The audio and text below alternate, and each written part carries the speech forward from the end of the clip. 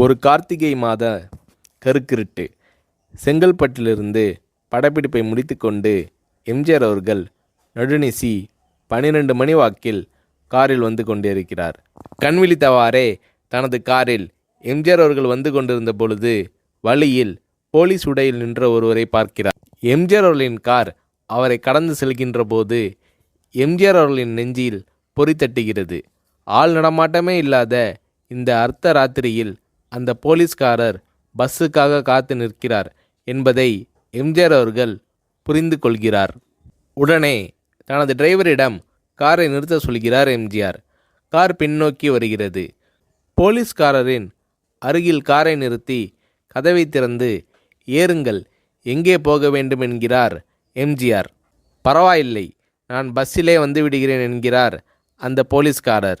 நேரமாகிவிட்டது, இனி இந்த ரூட்டில் பஸ் கிடையாது, ஏறிக்கொள்ளுங்கள் என்று எம்ஜிஆர் அவர்கள் வலுக்கட்டாயம் செய்ய போலீஸ்காரர் வேண்டா வெறுப்பாக ஏறுகிறார்.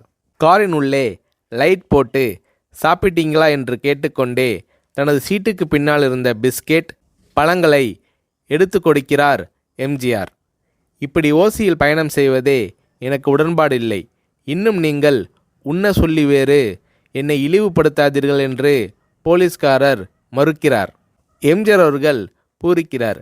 இருப்பவனிலிருந்து இல்லாதவன் வரை படித்து பதவியில் இருக்கும் எத்தனையோ பேர் எனக்கு அது வேண்டும் இது வேண்டும் என்று எம்ஜிஆர் அவர்களிடம் வேண்டியதை பெற்று செல்கிறார்கள். ஆனால் சாதாரண பொறுப்பில் இருக்கும் இந்த போலீஸ்காரரின் நேர்மை எம்ஜிஆர் அவர்களை மெய்சிலிர்க்க வைத்துவிட்டது.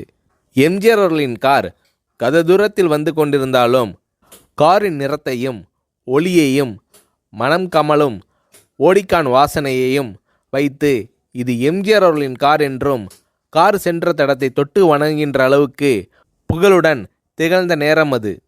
அரை மணி நேரம் கார் சென்று கொண்டிருக்கிறது. ஆனால் அதுவரை எம்ஜிஆர் அவர்களை பற்றி பெரிதாக போற்றி புகழ்ந்து பேசாமல் அந்த போலீஸ்காரர் வந்ததே புரட்சித் தலைவர் எம்ஜிஆர் அவர்களுக்கு அந்த போலீஸ்காரர் மீது மரியாதையை கூடுதலாக்கியது. நான் தான் எம்ஜிஆர் என்கிறார் எம்ஜிஆர். கேள்விப்பட்டிருக்கிறேன் என்கிறார் அந்த போலீஸ்காரர். பொன்மனச்செம்மல் எம்ஜிஆர் அவர்களின் முகத்தில் கோபம் இல்லை, பதிலுக்கு பொன்முறுவல் மலர்கிறது. என் படங்களை பார்த்து இருக்கிறீர்களா என்று கேட்கிறார் எம்ஜிஆர். நான் சினிமாவே பார்ப்பதில்லை என்கிறார் அந்த போலீஸ்காரர். புரட்சித் தலைவர் எம்ஜிஆர் அவர்கள் இன்னும் பிரமிக்கிறார். இப்போது கார் சத்தத்தை தவிர ஒரே நிசப்தம். போலீஸ்காரர் தனது வீட்டிற்கு 1/2 கிலோமீட்டர் தூரத்திற்கு முன்பே காரை நிறுத்த சொல்லி இங்கேயே இறங்கிக் கொள்கிறேன் என்கிறார். ஏன், நீங்கள் குறிப்பிட்ட அந்த விலாசம் இன்னும் 1/2 கிலோமீட்டர் தூரம் இருக்கிறதே என்கிறார் எம்ஜிஆர்.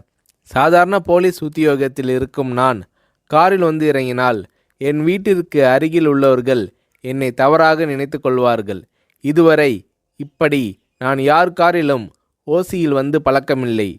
நீங்கள் இவ்வளவு தூரம் செய்த உதவிக்கு நன்றி என்கிறார் அந்த போலீஸ்காரர். புரட்சித் தலைவர் எம்ஜிஆர் அவர்கள் அதற்கு மேல் எதுவும் பேசவில்லை. அவர் எந்த போலீஸ் ஸ்டேஷனில் பணிபுரிகிறார் என்பதை மட்டும் கேட்டு தெரிந்து கொண்டு கிளம்புகிறார். அடுத்த நாள் செங்கல்பட்டு போலீஸ் ஸ்டேஷனுக்கு ஃபோன் செய்து நான் எம்ஜிஆர் பேசுகிறேன் என்கிறார் எம்ஜிஆர். ஃபோனை எடுத்த டிஎஸ்பி உதறலோடும் உற்சாகத்தோடும் தலைவரே வணக்கம் என்கிறார். இரவு சந்தித்த போலீஸ்காரரை பற்றி விசாரிக்கிறார் எம்ஜிஆர்.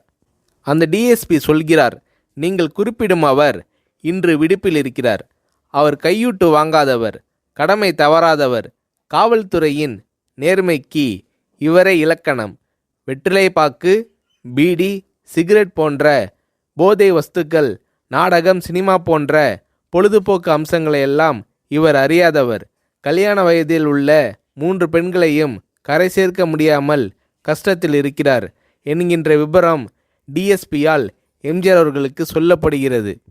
அவரை நாளை என் தோட்டத்திற்கு வர சொல்லுங்கள் என்கிறார் எம்ஜிஆர்.